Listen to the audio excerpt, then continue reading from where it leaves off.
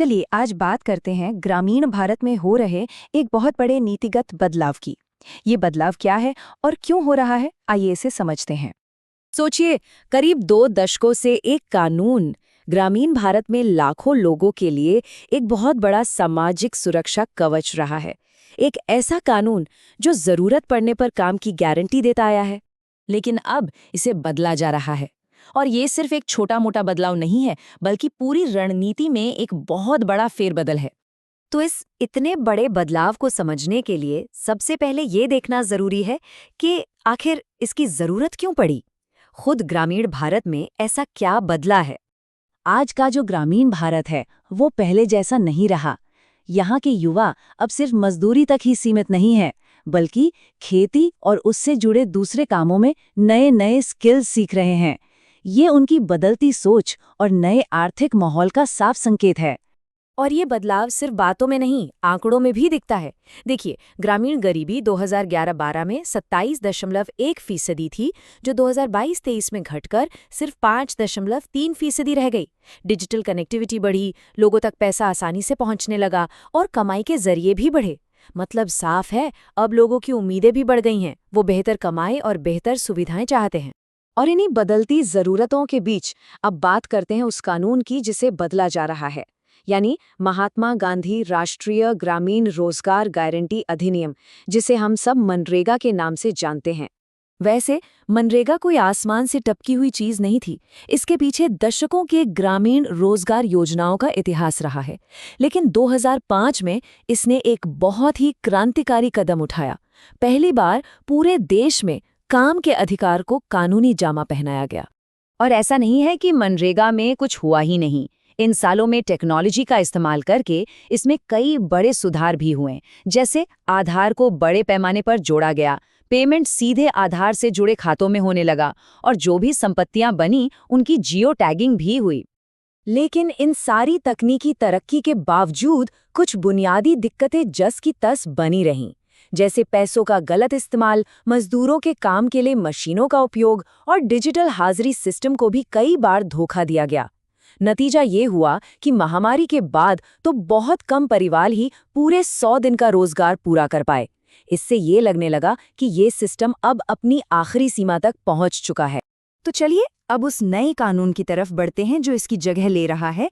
इसका नाम है विकसित भारत गारंटी फॉर रोजगार एंड आजीविका मिशन ग्रामीण बिल, या शॉर्ट में कहें तो VBG रामजी। तो इस नए कानून में सबसे पहला और सबसे बड़ा बदलाव क्या है?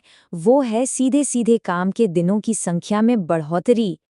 लेकिन ये सिर्फ दिनों की संख्या बढ़ाने का मामला नहीं है। बदलाव इससे कहीं ज्यादा गहरा है।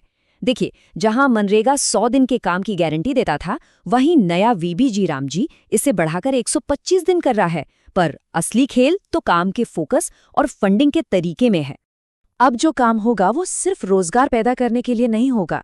नया कानून काम को 4 खास क्षेत्रों पर फोकस कर रहा है: जल सुरक्षा, ग्रामीण इंफ्रास्ट्रक्चर, आजीविका से जुड़ा इंफ्रास्ट्रक्चर और मौसम की मार से बचाने वाले काम। मतलब लक्ष्य ये है कि ऐसी टिकाऊ चीजें बनाई जाएं जो लंबे समय तक ग्रामीण अर्थव्यवस्था को फायदा पहुंचाए।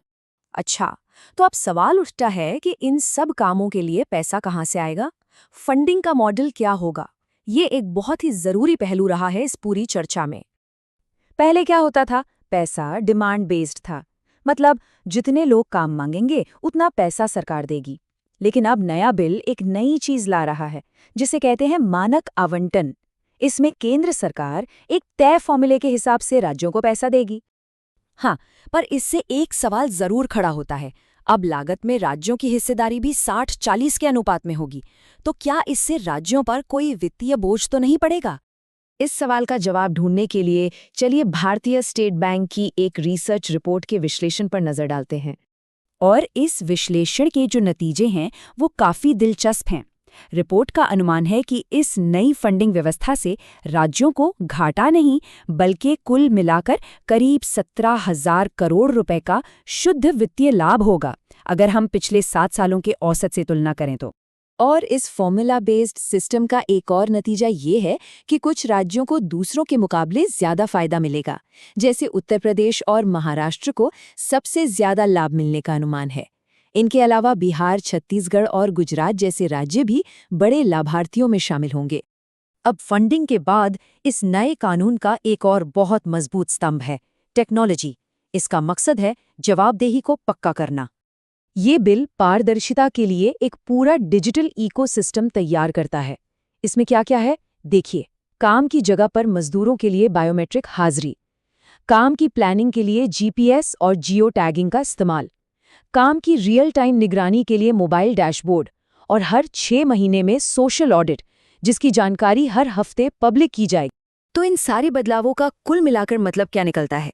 ये सिर्फ कानून में बदलाव नहीं है, बल्कि सोच में एक बहुत बड़ा बदलाव है। सरकार का घोषित लक्ष्य, जैसा कि ग्रामीण विकास मंत्रालय कहता है, ये है कि ग्रामीण रोजगार को सिर्फ एक कल्याणकारी योजना की तरह न देखा जाए, बल्कि इसे विकास का एक अहम जरिया बनाया जाए, जो 2047 तक विकसित भारत के बड़े लक्ष्य के साथ पूरी तरह से जुड़ा हो। तो क्या ये विकसित भारत का एक नया खाका है, या फिर इसकी असली परीक्षा तब होगी जब इस नीति को जमीन पर उतारा जाएगा? ये एक बड़ा सवाल है जो ये बदलाव अपने पीछे छोड़ जाता है।